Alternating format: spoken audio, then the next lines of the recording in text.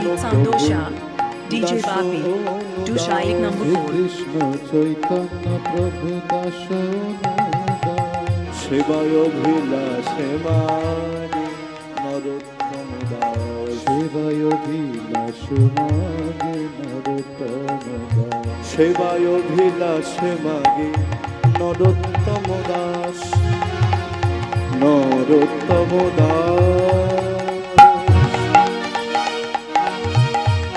নরোত্তম দাস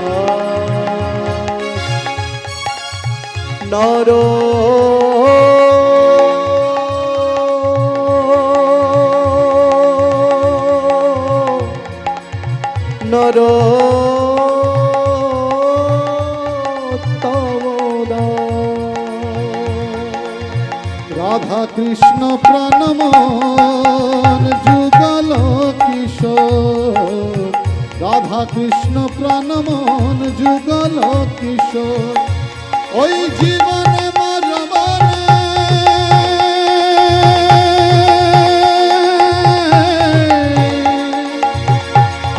জীবনে মরমে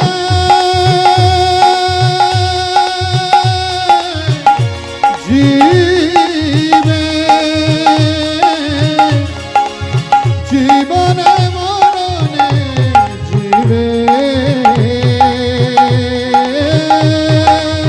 গতি নাহি মো রাধা কৃষ্ণ প্রাণমন যুগল কিশোর রাধা কৃষ্ণ প্রাণমন যুগল কিশোর।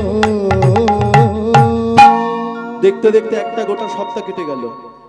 11 দিন 12 দিন 13 দিন 14 দিন, দুটো সপ্তাহ কেটে যাওয়ার পর বিদ্যাপতি কিছু খায় না, ঘুমায় না, নীল মাধব করতে করতে গভীর জঙ্গলে প্রবেশ করেছে বাবা। আর গভীর জঙ্গলে প্রবেশ করে সন্ধ্যাবেলায় বিদ্যাপতি জঙ্গলের মধ্যে ঢলে পড়ল। চোখ দুটো বন্ধ হয়ে যাচ্ছে, নয়ন জলে ভেসে যাচ্ছে নীল মাধব। আর মনে হয় তোমার সঙ্গে আমার দেখা হবে না, আজকের রাত্রিটাই মনে হয় আমার জীবনের শেষ রাত্রি, কালকে সকালের সূর্যটা মনে হয় আমি আর দেখতে পাবো না। এই মনে মনে ভাবছে বাবা। আর ভাবতে ভাবতেই বিদ্যাপতি দেখছে দূর থেকে দূরে দেখছে একটা প্রদীপের আলো জ্বলছে।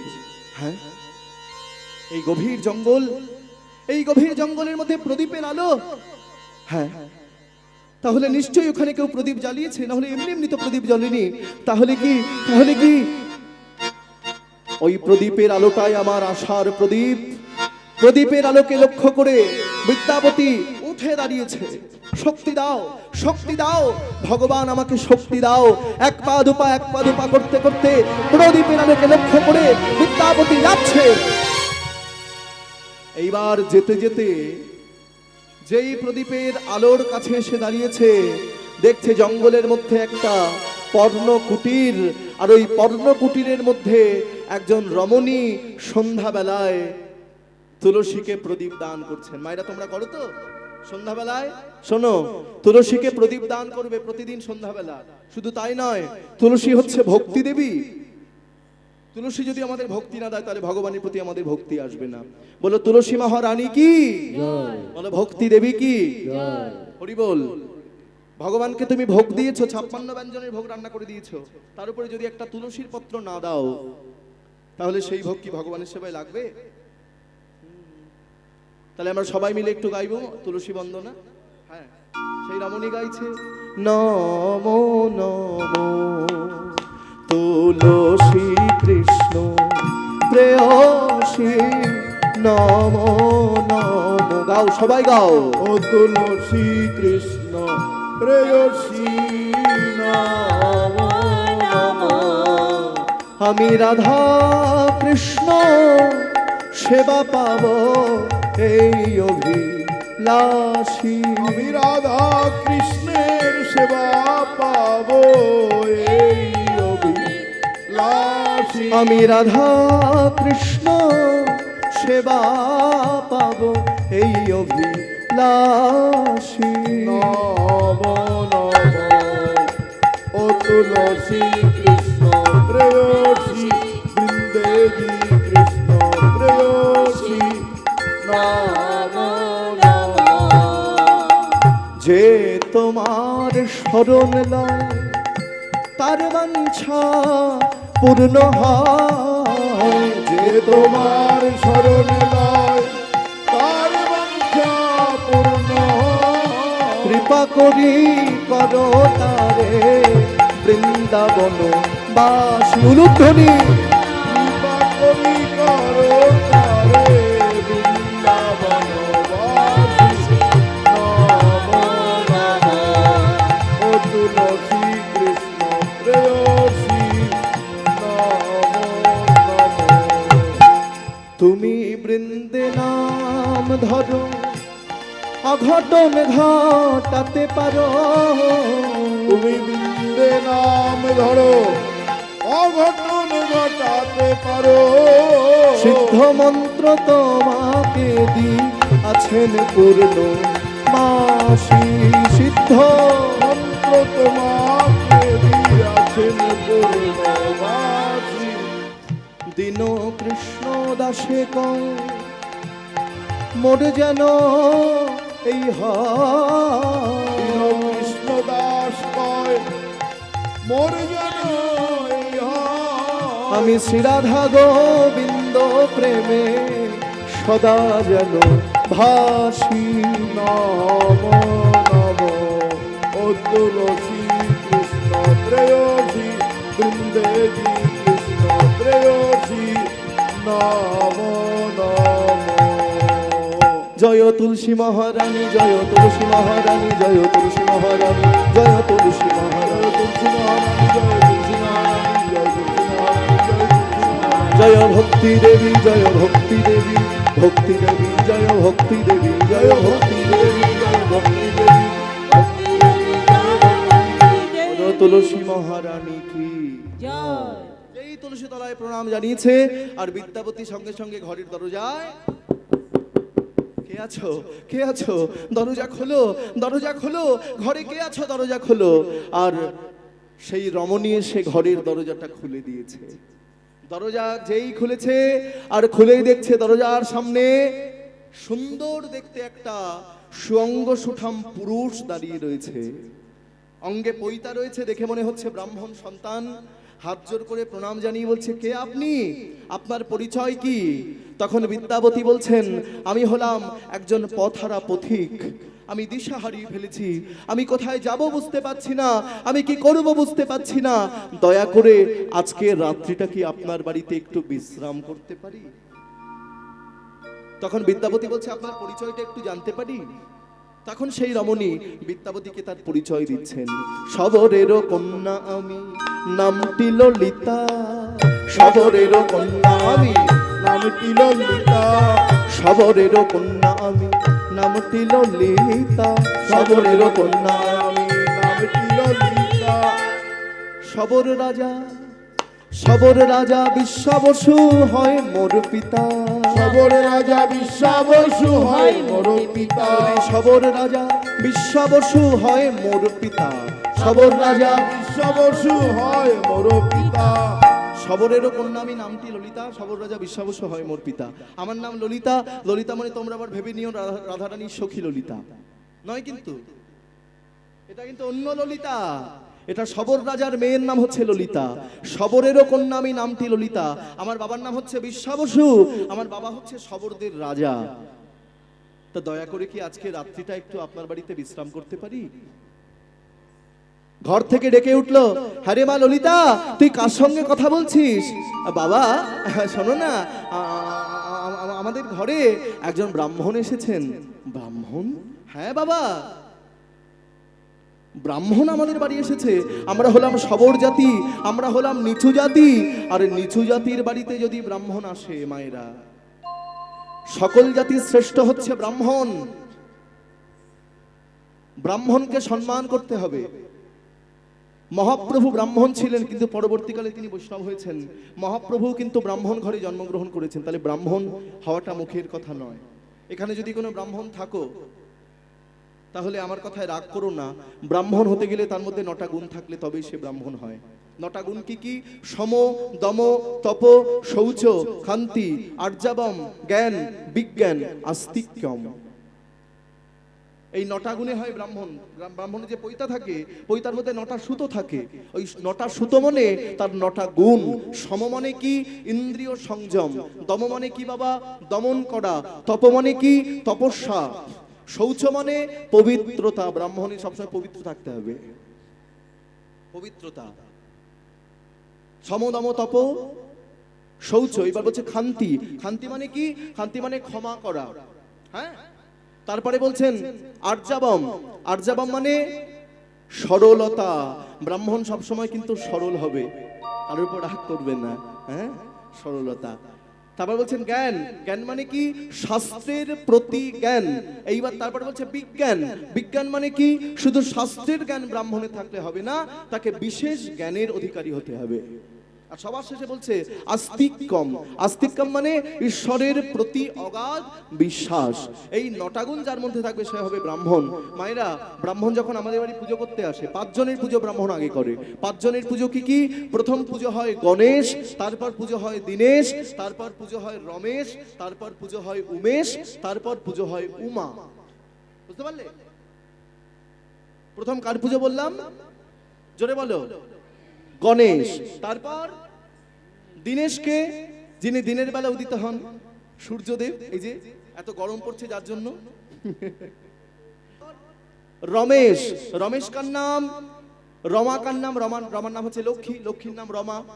হ্যাঁ, তা সেই রমার স্বামী তিনি হচ্ছেন রমেশ, তিনি হচ্ছেন ভগবান বিষ্ণু। তারপরে বললাম উমেশ। উমেশ কার নাম? উমেশ হচ্ছে শিব ঠাকুরের নাম। উমার স্বামী উমেশ, উমার উমেশ। হ্যাঁ, শিব ঠাকুর, শিব পূজা হবে। তারপর হচ্ছে উমা। উমা মানে দুর্গা। দুর্গা পূজা কিন্তু এটা শুধু সব পূজাতেই দুর্গা পূজা হয়। মায়ের পূজা সব পূজাতে হয়। মায়ের বিভিন্ন রূপ আমরা দেখতে পাই। মা হচ্ছেন জগৎ জননী। বৃন্দাবনে ভগবান কৃষ্ণ যত লীলা করেছেন সব কিন্তু যোগমায়ার কৃপায়। জয় নিতাই। তাহলে মা যদি না থাকে, একটু মায়ের চরণে প্রণাম জানাবো সবাই। মায়ের কথা যখন উঠলো, সব সময় গাওয়া যায়, মায়ের কথা যখন উঠলো আমরা একটু প্রণাম জানাই। হ্যাঁ, একবার বিরাজ গো মা, হৃদয় কমলাসনে। একবার বিরাজ গো মা, হৃদয় কমলাসনে। তোমার ভুবন ভরা রূপটি একবার দেখে লই মানয়নে। তোমার ভুবন ভরা রূপটি একবার দেখে লই মানয়নে। হৃদয় কমলাসনে। একবার বিরাজ গো মা, হৃদয় কমলাসনে।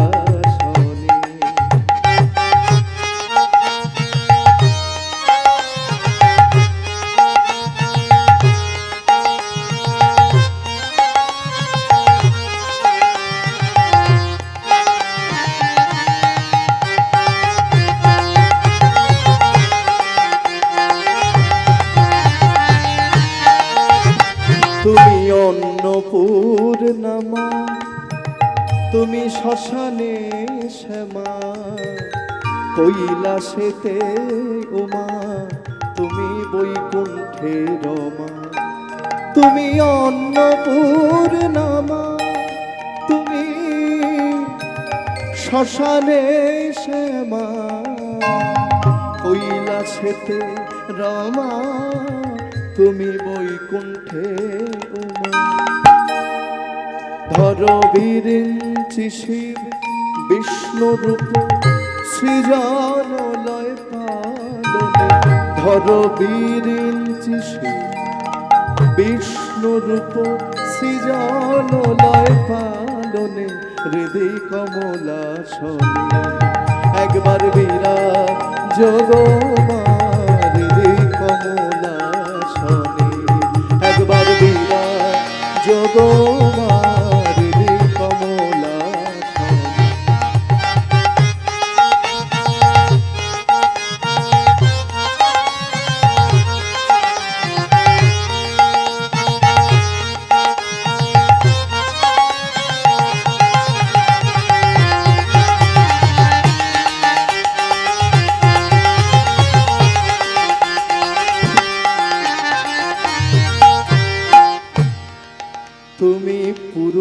কি নারী। আহা, কি সুন্দর কথাগুলো, একটু হৃদয় দিয়ে ভাবো। তুমি পুরুষ কি নারী, আমি বুঝিতে নারী, স্বয়ং না বুঝালে সে কি বুঝিতে পারি। তুমি পুরুষ কি নারী, আমি বুঝিতে নারী, স্বয়ং না বুঝালে সে কি বুঝিতে পারি। তুমি আধা রাধা আধা কৃষ্ণ সাজিলে বৃন্দাবনে, আধা রাধা আধা কৃষ্ণ সাজিলে বৃন্দাবনে, হৃদয় কমলা শোনে একবার বিরা যোগ পিতাই গৌর হরি বল, একবার বিরা যোগ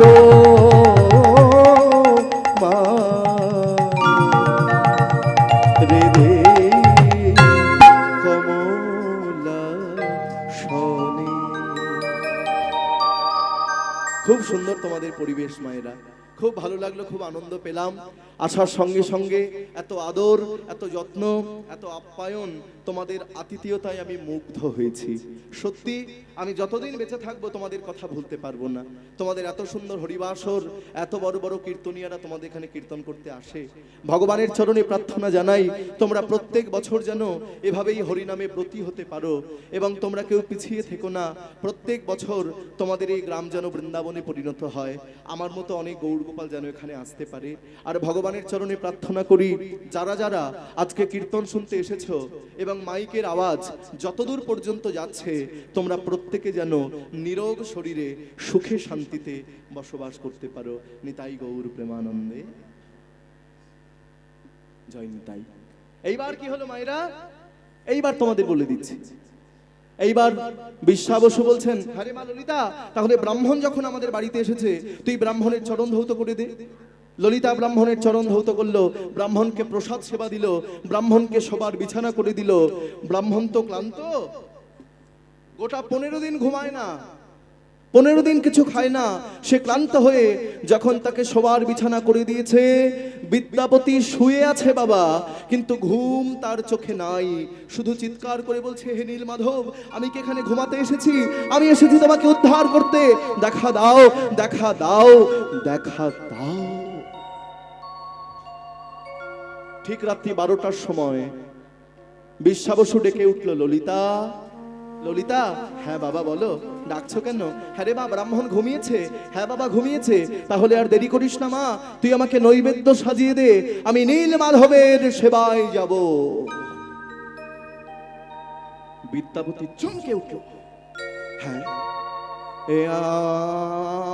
আমি ঠিক শুনলাম, আমি ঠিক শুনলাম তো? কার পূজায় যাবে? নীলমাধব? না না না না না, আমার বোধহয় ভুল হচ্ছে, ভুল হচ্ছে। ওই সারাদিন নীলমাধব নীলমাধব নীলমাধব চিন্তা করছি বলে আমি হয়তো নীলমাধব শুনে ফেলেছি। কিন্তু আজকে না হয় আমার ভুল হলো। কালকে রাত্রিটাও আমি এখানে থাকবো, কালকে রাত্রিবেলাও আমি দেখবো, নিশ্চয়ই আজকে তার পূজায় গেছে, কালকেও যাবে। পরদিন সকালবেলা বিশ্বা বসুর কাছে এসে বলছে, মহারাজ আমি আজকে রাত্রিটাও আপনার এখানে বিশ্রাম করতে চাই।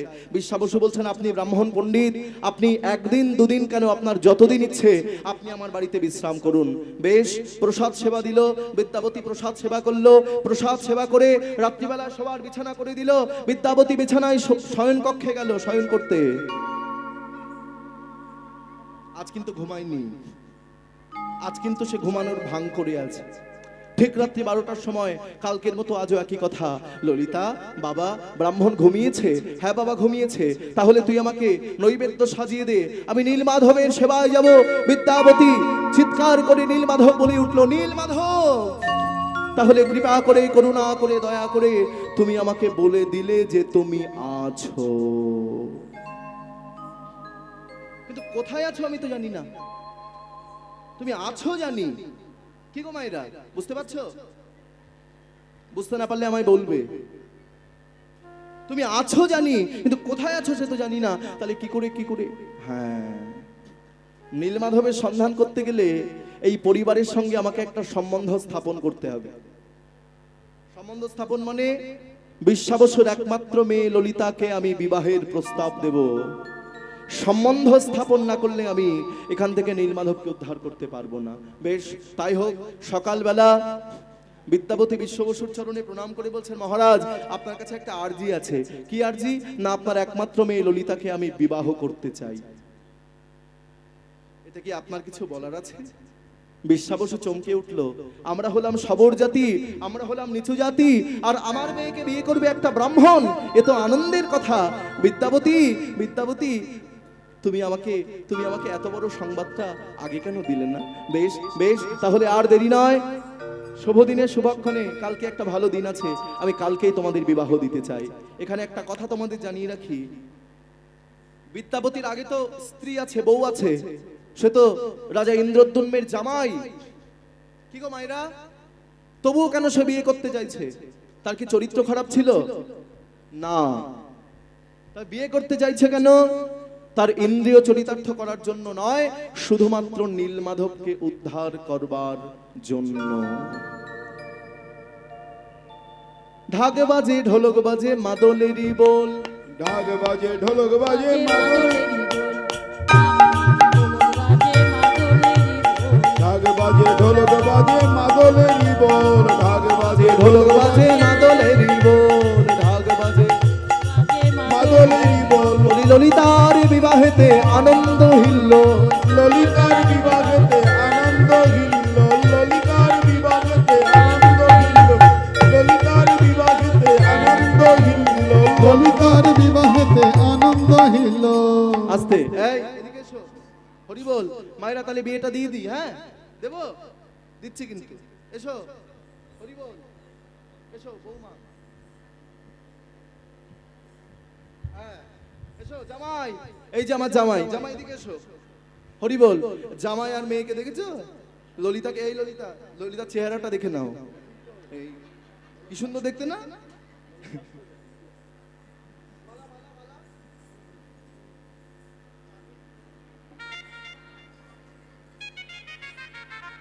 আচ্ছা, তাহলে প্রথমে মালা বদল হবে। মায়েরা বিয়ে বাড়ি এসেছে, তোমরা একবার জোর করে উলুধ্বনি দাও।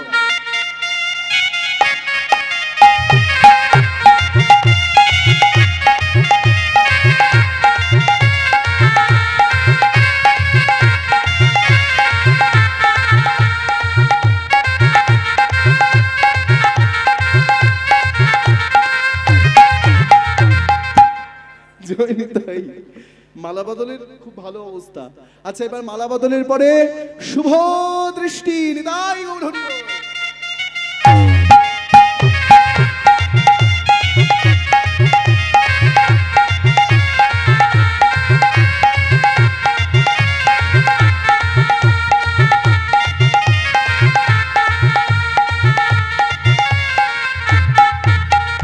বাহ, আমি ভালো জামাই পেয়েছি একটা। আর বৌমা তো আমার মেয়ে ললিতা। বাবা, ললিতা খুব ভালো মেয়ে। জয় রাধে, হরি বল। মায়েরা, কেহ নাচে কেহ গায়, কেহ বলে হরি। কেহ নাচে কেহ গায়, কেহ বলে হরি। কেহ নাচে কেহ গায়, কেহ বলে হরি। নাচে কেহ গায়, কেহ বলে হরি। আবার কেহ কেহ আনন্দেতে দেয় গড়াগড়ি। কেহ কেহ আনন্দেতে দেয় গড়াগড়ি। কেহ কেহ আনন্দেতে দেয় গড়াগড়ি। কেহ কেহ আনন্দেতে দেয় গড়াগড়ি। বিবিধ বাদ্য বাজে, বিবিধ বাজনা। বিবিধ বাদ্য বাজে, বিবিধ বাজনা। চতুর্দিকে উলুধ্বনি হইল ঘোষণা। চতুর্দিকে উলুধ্বনি হইল ঘোষণা। চতুর্দিকে উলুধ্বনি হইল ঘোষণা। সবাই উলুধ্বনি করিল, উলুধ্বনি করিল। সবাই হরিধ্বনি করিল। হরিধ্বনি করিল। বলি ললিতারে বিবাহেতে উলুধ্বনি করিল। এবার হরি হরি হরি বলো উলুধ্বনি। হরি হরি হরি বল। উলুধ্বনি করিল। হরি হরি হরি বল। উলুধ্বনি করিল। হরি হরি হরি বল। উলুধ্বনি করিল। সবাই হরি ধ্বনি করিল। ললিতার সঙ্গে বিদ্যাপতির বিবাহ সম্পন্ন হলো। এইবার মায়েরা বিবাহ সম্পন্ন করে যেদিন শুভরাত্রি, সেই শুভরাত্রির সময়, আস্তে খুব মন দিয়ে শুনবে, শুভরাত্রির সময় কি করেছে? ললিতা বিদ্যাবতীকে প্রসাদ সেবা দিয়েছে। যেই প্রসাদ সেবা দিয়েছে, আর বিদ্যাবতী প্রসাদ সেবা করতে করতে বলছে, ললিতা, এই যে তুমি আমাকে প্রতিদিন এত সুন্দর সুন্দর প্রসাদ সেবা দাও, এই প্রসাদ কার প্রসাদ? ললিতার মুখ থেকে বেরিয়ে এলো, ওটা নীলমাধবের মহাপ্রসাদ। বিদ্যাবতী বলছে, নীলমাধব? ললিতা, ললিতা, যার প্রসাদ এত সুন্দর, না জানি সে দেখতে কত সুন্দর হবে। ললিতা, ললিতা, ললিতা, আমি নীলমাধবের সন্ধান পেতে চাই, আমি নীলমাধবকে দর্শন করতে চাই। ললিতা উঠে দাঁড়িয়ে বলছে, স্বামী, এটা সম্ভব নয়।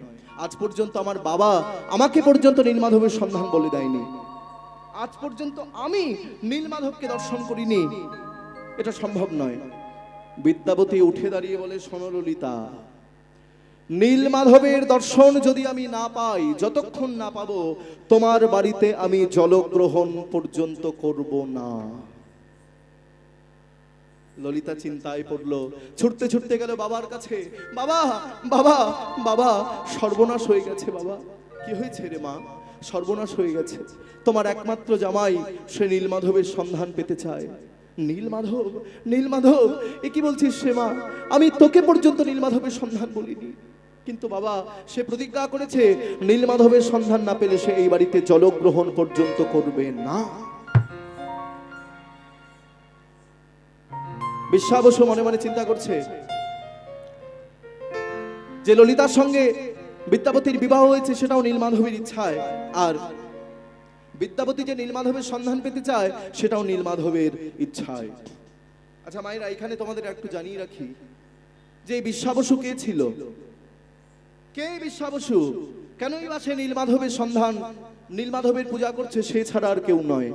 কি এমন সাধনা করেছিল বিশ্বাবসু, কি এমন তপস্যা করেছিল বিশ্বাবসু, যে স্বয়ং নীলমাধবের পূজা সেই করছে আর কেউ করতে পারছে না? এখানে তত্ত্ব বলল, তত্ত্বটা এবার ভালো করে জানা দরকার। এই যে তোমরা তত্ত্ব করো না, এগুলো শুনে নাও। হরি বল।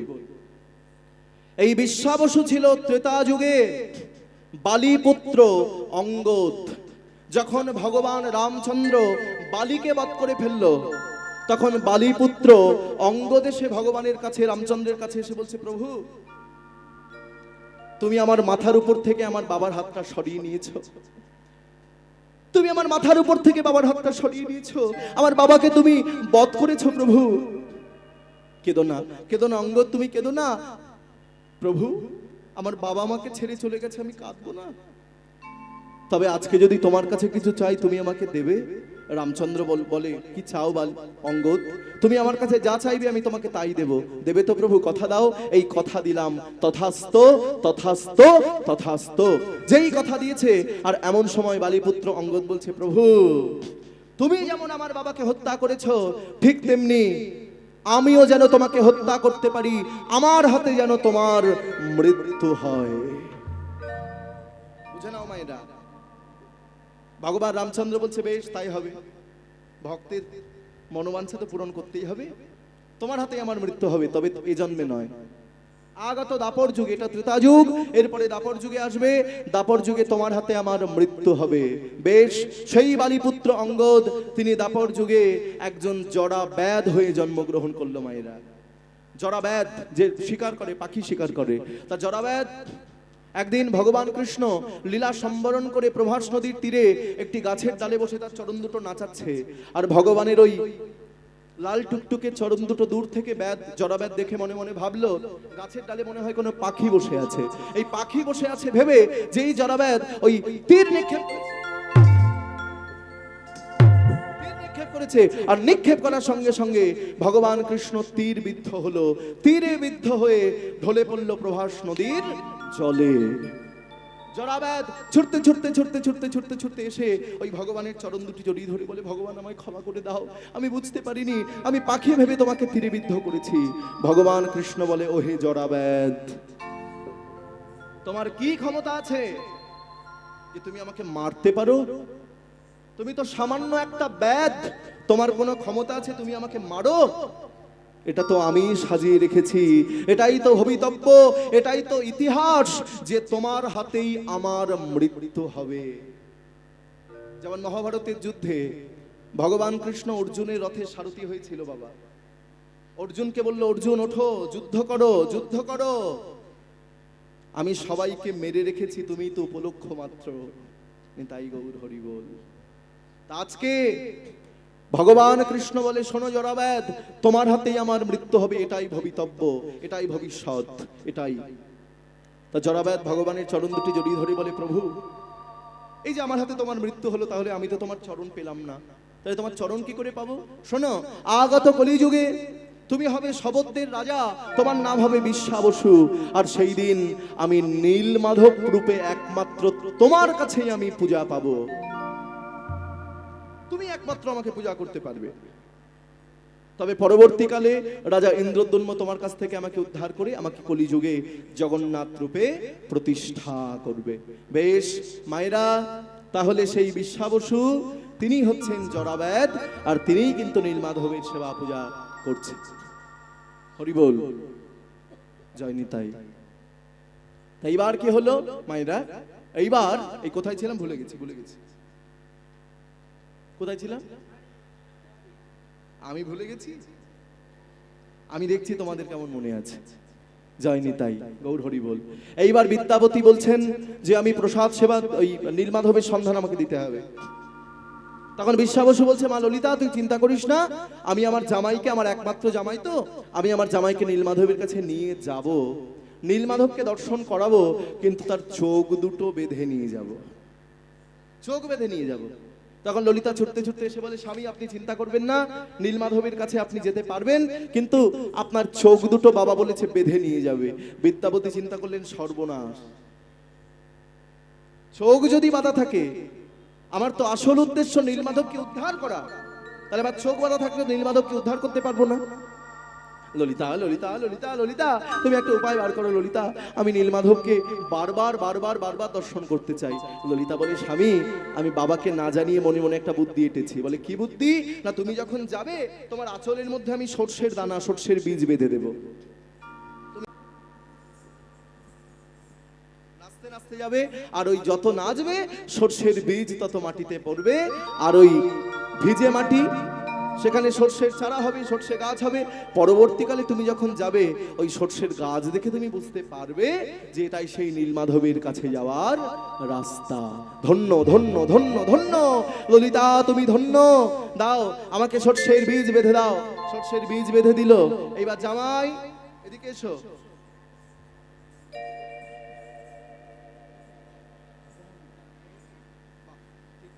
এইবার চোখ বেঁধে দিল। জয় নিতাই। তাহলে জামাইয়ের চোখ বেঁধে দিচ্ছি মায়েরা। জামাই এদিকে এসো।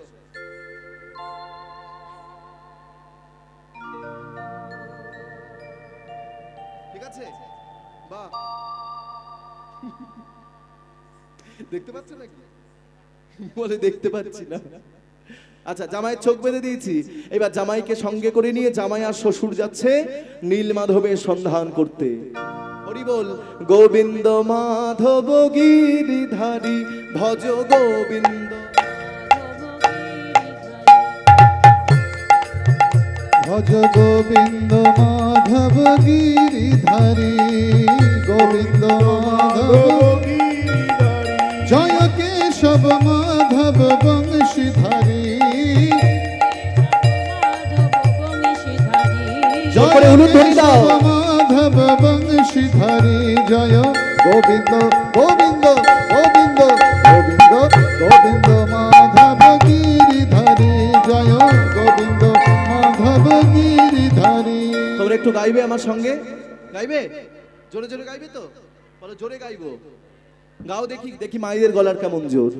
ভজ গোবিন্দ মাধব গিরিধারী ভজ। এখানে এত মায়েরা বসে আছে, তোমরা যদি একটু জোরে জোরে গাইতে পারো। আমি দেখতে পাচ্ছি অনেক মায়েরা আমার উপর রেগে গিয়ে ভজ গোবিন্দ। জোরে জোরে, পেছন দিকের মায়েরা ফাঁকি দিও না। আবার কবে দেখা হবে জানি না, আর দেখা হবে কিনা তাও বলতে পারবো না। ভজ গোবিন্দ মা, ভজ গোবিন্দ মাধব গিরিধারী ভজ গোবিন্দ, ভজ গোবিন্দ, জয় কেশব মাধব বংশীধারী, জয় কেশব ভজ গোবিন্দ মাধব। তোমরা এত ভালো গাইতে পারো, আগে যদি জানতাম এদের কাউকে আনতাম না, তোমাদের দিয়ে আমার হয়ে যেত। হে গোপাল রাধে কৃষ্ণ গোবিন্দ গোবিন্দ, হে গোপাল রাধে কৃষ্ণ গোবিন্দ গোবিন্দ, গোপাল রাধে কৃষ্ণ গোবিন্দ গোবিন্দ, নিতাই গৌর হরি। রাধে কৃষ্ণ গোবিন্দ গোবিন্দ, ভজ গোবিন্দ মাধব গিরিধারী, ভজ ভজ গোবিন্দ। গোবিন্দ মাধব গিরিধারী, ভজ গোবিন্দ মাধব গিরিধারী।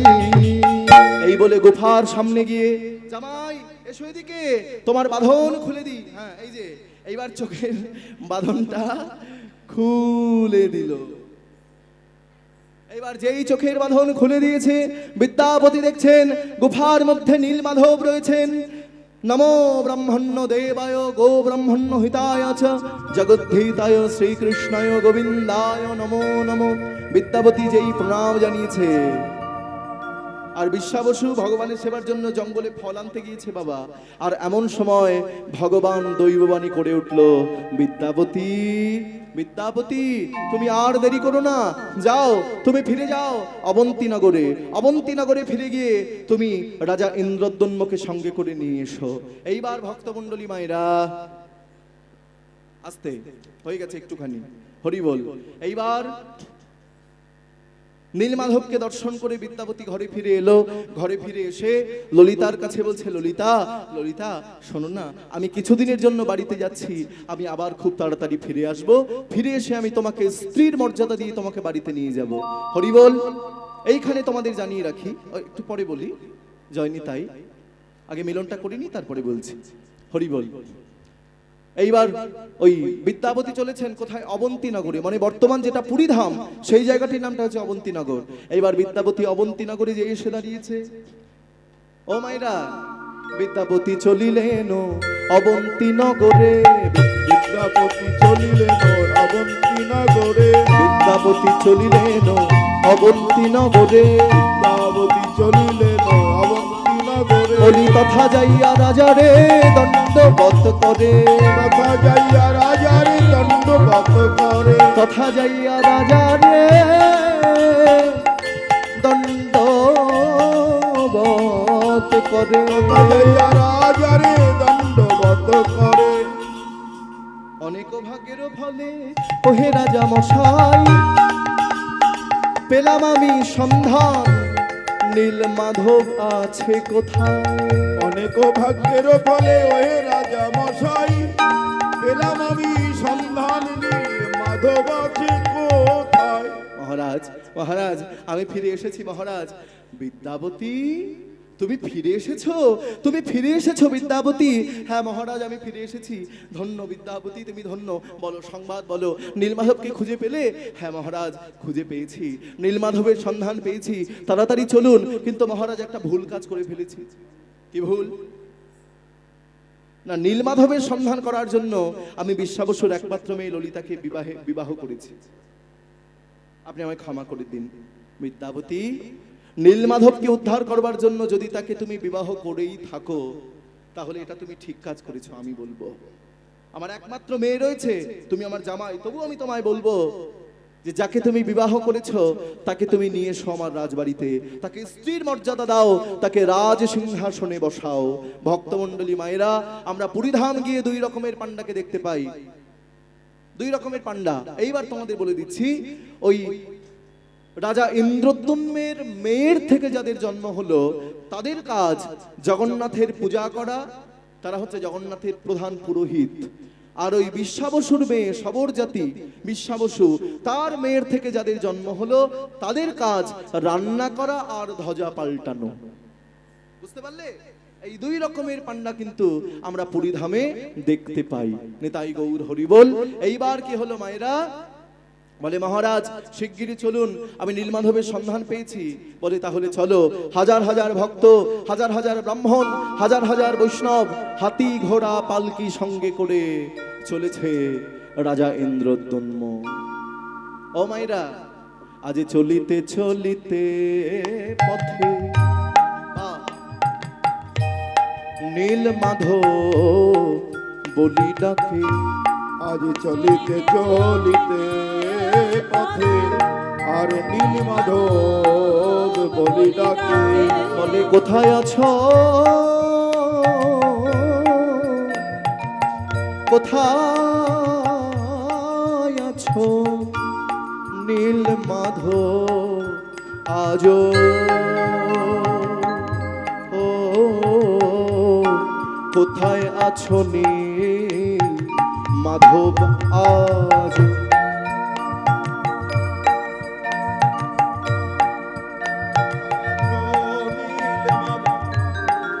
আজো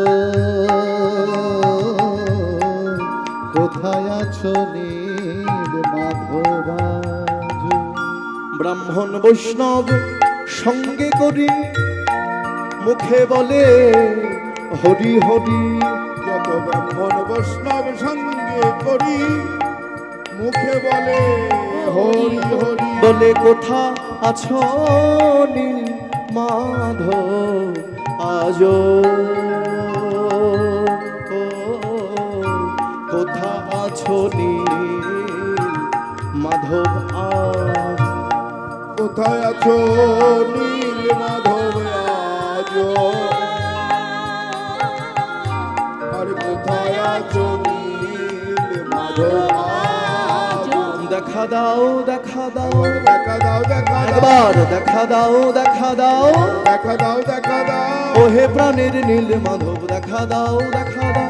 ওহে প্রাণের নীল মাধব দেখা দাও দেখা দাও। ওহে প্রাণের নীল মাধব দেখা দাও দেখা দাও। ওহে প্রাণের নীল- এবার দেখা দিয়ে প্রাণ রাখো দেখা দাও। দেখা দাও টাকা দিয়ে প্রাণে রাখো, দেখা দাও দেখা দাও টাকা দিয়ে প্রাণে রাখো, দেখা দাও দেখা দাও টাকা দিয়ে প্রাণে রাখো। দেখা দাও একবার দেখা দাও দেখা দাও কোথায় আছো নীল মাধব আজো।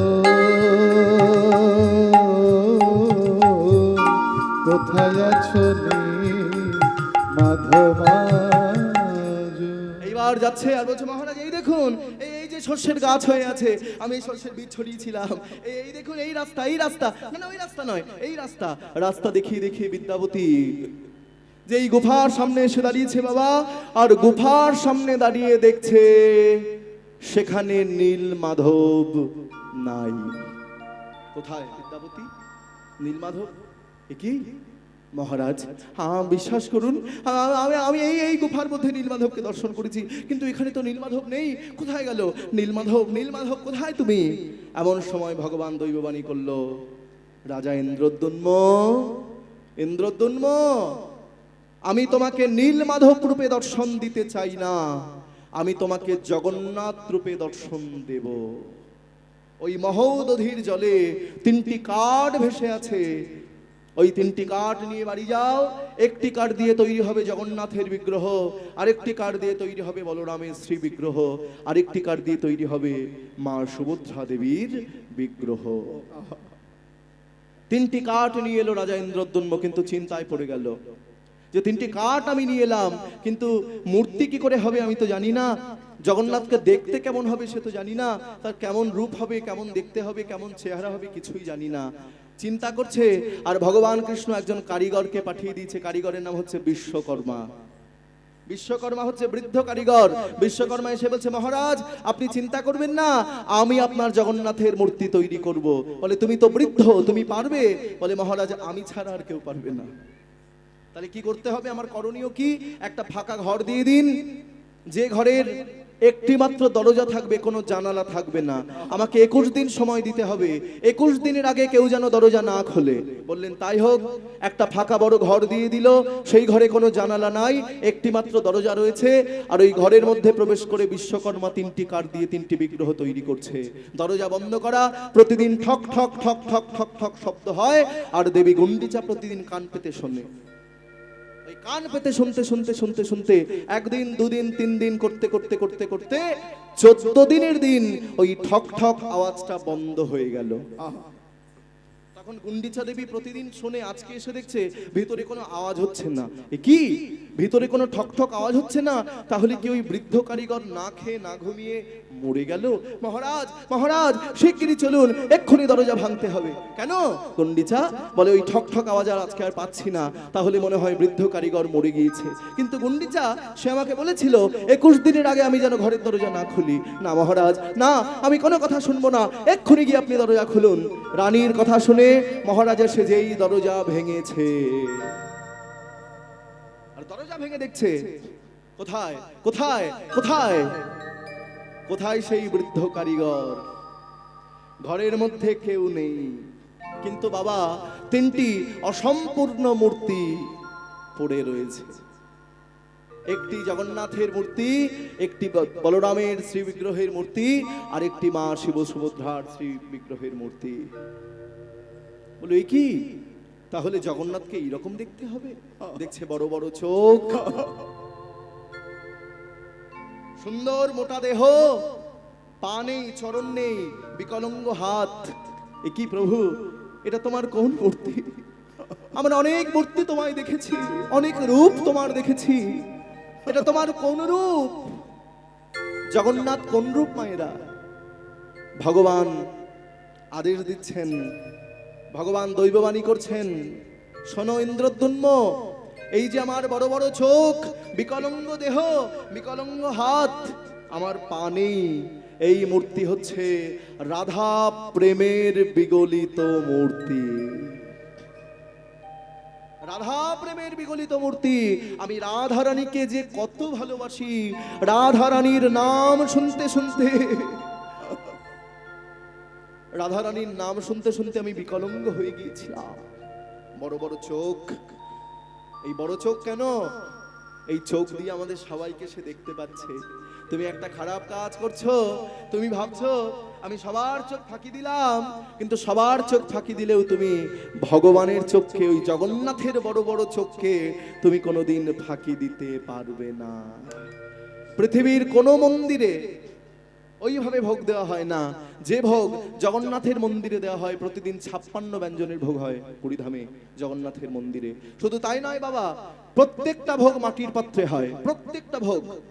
পৃথিবীর কোন মন্দিরে ওইরকম মাটির পাত্রে ভোগ হয় না। এবং একবার ছাড়া 2 বার কিন্তু জগন্নাথের ভোগ লাগবে না, ওই একটি পাত্রে একবারই ভোগ লাগবে। এবং জগন্নাথের ভোগে ফুলকপি, বাঁধাকপি, ভেন্ডি, তারপরে গাজর, বিট, আলু, এগুলো কিন্তু দেওয়া হয় না, আলু পর্যন্ত দেওয়া হয় না জগন্নাথের ভোগে। এবং জগন্নাথের মন্দিরের পাশে তোমরা জানো আনন্দবাজার, জানো তোমার? আনন্দবাজার এমন একটা হোটেল, স্বামী বিবেকানন্দ বলেছিলেন আনন্দবাজার হচ্ছে বিশ্ব হোটেল। যখন সব হোটেল বন্ধ হয়ে যায়, একমাত্র আনন্দবাজার হোটেল কিন্তু খোলা থাকেনি। তাই গৌর হরি বল। জগন্নাথের মহাপ্রসাদ, মহাপ্রসাদ পেয়েছো? পাবে।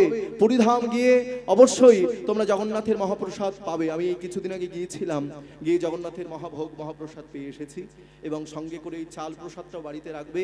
যেদিন একাদশী করবে তারপর দিন পালন করার সময় ওই মহাপ্রসাদ মুখে দেবে, তাহলে তোমার একাদশী ব্রত সম্পূর্ণ হয়ে যাবে। তাই গৌর হরি বল। বৈষ্ণব দুয়ারে যদি হইতাম কুকুর, প্রসাদ দিয়ে তরাই তো বৈষ্ণব ঠাকুর। একটা সাদা কাপড়ের টুকরো পড়ে আছে, পা দিতে পারবে? হ্যাঁ পারবো। একটা গেরুয়া কাপড়ের টুকরো পড়ে আছে, পা দিতে পারবে? পারবো। একটা সবুজ কাপড়ের টুকরো পড়ে আছে, পা দিতে পারবে? পারবো। কেন পারবো না? এইবার সাদা, গেরুয়া আর সবুজ 3টে কাপড়কে আমি যদি এখন সেলাই করে অ্যাডজাস্ট করে দিই, পারবে পা দিতে? না। কেন পারবি না?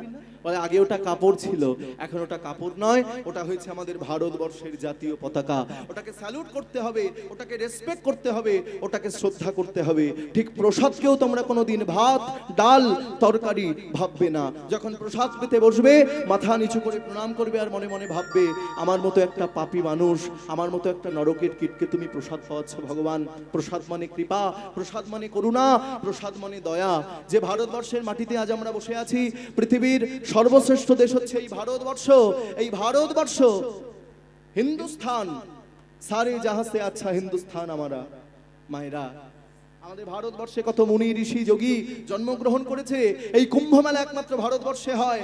12টি জ্যোতির্লিঙ্গ সেটা আমাদের ভারতবর্ষে। ভগবান শ্রীকৃষ্ণ লীলা করেছেন ভারতবর্ষে।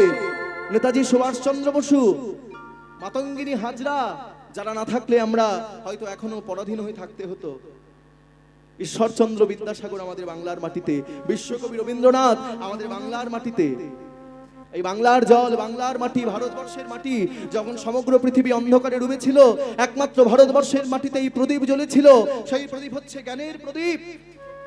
যেমন পাকিস্তানে যারা বাস করে তাদেরকে বলা হয় পাকিস্তানি, যেমন চীনে যারা বাস করে তাদেরকে বলা হয় চায়না, নেপালে যারা বাস করে তাদের নেপালি বলা হয়, যারা বাংলাদেশে বাস করে তাদের বাংলাদেশি বলা হয়, আর যারা হিন্দুস্তানে বাস করে তাদের কি বলা হয়?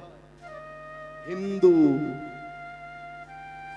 হিন্দু হিন্দু কারা? হিন্দু মানে সদাচার। বলে আমার গলায় পৈতা আছে, আমি হিন্দু। আরে ভাই, ওটা তো ব্রাহ্মণত্বের লক্ষণ, ওটা তো হিন্দুত্বের লক্ষণ নয়। আমার গলায় তুলসীর মালা আছে, আমি হিন্দু। ওটা তো বৈষ্ণবত্বের লক্ষণ, ওটা তো হিন্দুত্বের লক্ষণ নয়। হিন্দু মানে সদাচার। হিন্দু মানে প্রতিদিন সকালে ঘুম থেকে উঠে বাবা মায়ের চরণে প্রণাম করবে। যা কিছু হীন মানে খারাপটাকে আমরা খারাপ বলে জানি, আর ভালোটাকে আমরা ভালো বলে জানি, এই হচ্ছে হিন্দু। পরবর্তী সম্প্রদায় চলে আসছে, করতালির আওয়াজ পেয়ে গিয়েছি, আর দেরি নয়। খুব ভালো লাগলো তোমাদের পেয়ে। আশীর্বাদ করো যেন এভাবেই কৃষ্ণ নাম গেয়ে যেতে পারি। সত্যি তোমাদের কথা ভুলতে পারবো না। এত আনন্দ দিলে, এত সুন্দর করে বসে কীর্তন শুনলে, তোমরা ধন্য, তোমাদের মাটি ধন্য, তোমাদের গ্রাম ধন্য, তোমাদের পাড়া ধন্য। নিতাই গৌর প্রেমানন্দে হরি হরি বল। গান করব জয় রাধে। এইবার কি হলো মায়েরা দেখে নাও, জয় নিতাই। এইবার ব্রহ্মাকে নিয়ে এলো জগন্নাথের মূর্তি প্রতিষ্ঠা করবার জন্য। ব্রহ্মা এসে জগন্নাথের মন্দির প্রতিষ্ঠা করলো, জগন্নাথকে প্রতিষ্ঠা করলো। শুধু তাই নয়, ওই রন্ধনশালায় ব্রহ্মা প্রথম আগুন জ্বালিয়েছিল, সেই আগুন আজও জ্বলছে। নতুন করে জগন্নাথের রন্ধনশালায় কিন্তু নতুন করে কাঠ দেওয়া হয় না, কাঠ আগুন দেওয়া হয় না, কাঠ দিলেই কিন্তু আগুন ধরে যায়। তা সবাই মিলে বলো জয় জগন্নাথ দেব কি, বলো বলরাম জি কি, সুভদ্রা মাইয়া কি। জয় জগন্নাথ, জয় জগন্নাথ, জয় জগন্নাথ, জয় জগন্নাথ, জয় জগন্নাথ। উলুধ্বনি জয় জগন্নাথ, জয় জগন্নাথ, জয় জগন্নাথ, জয় জগন্নাথ, জয় জগন্নাথ, জয় জগন্নাথ, জয় জগন্নাথ, জয় জগন্নাথ, জয় জগন্নাথ, জয় জগন্নাথ, জয় জগন্নাথ, জয় জগন্নাথ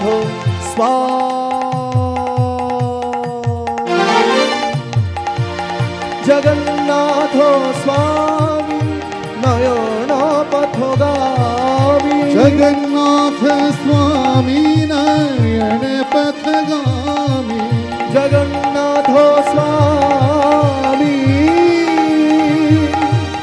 নয়ন পথগামী।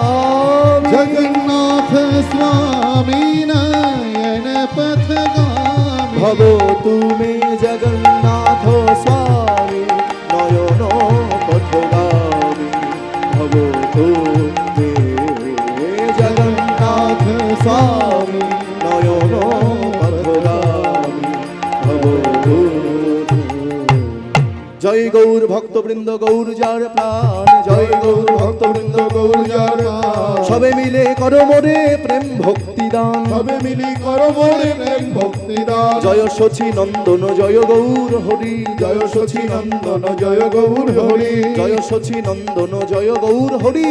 জয় শচী নন্দন জয় গৌর হরি। হরি বিষ্ণুপ্রিয়ার প্রাণনাথ নদিয়া বিহারী। আর বিষ্ণুপ্রিয়ার পানধর নদিয়া বিহারী। গোরা গোরা গোরা গোরা গৌরাঙ্গ হে, গোরা গোরা গোরা গোরা গৌরাঙ্গ হে, বলি হা গোরা প্রাণ গোরা গৌরাঙ্গ হে।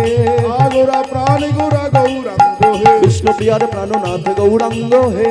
বিষ্ণুপ্রিয়ার প্রাণনাথ গৌরাঙ্গ হে, লক্ষ্মী প্রিয়ার প্রাণবল্লভ গৌরাঙ্গ হে। লক্ষ্মীপ্রিয়ার পানবন্ধব গৌরাঙ্গ হে। গৌর আমাদের আমাদের গৌরাঙ্গ হে। গৌর আমাদের আমাদের রামগঙ্গ হরি বল, হরি বল, হরি বল, হরি বল। নিতাই গৌর হরি বল, হরি বল, হরি বল, হরি বল। নিতাই গৌর প্রেমানন্দে হরি হরি বল। মধুর ব্রহ্মণি কহ শ্রীরাধে কৃষ্ণ বলে প্রভু নিত্যানন্দ চৈতন্য রাধা রানী কি। নিতাই গৌর হরি বল।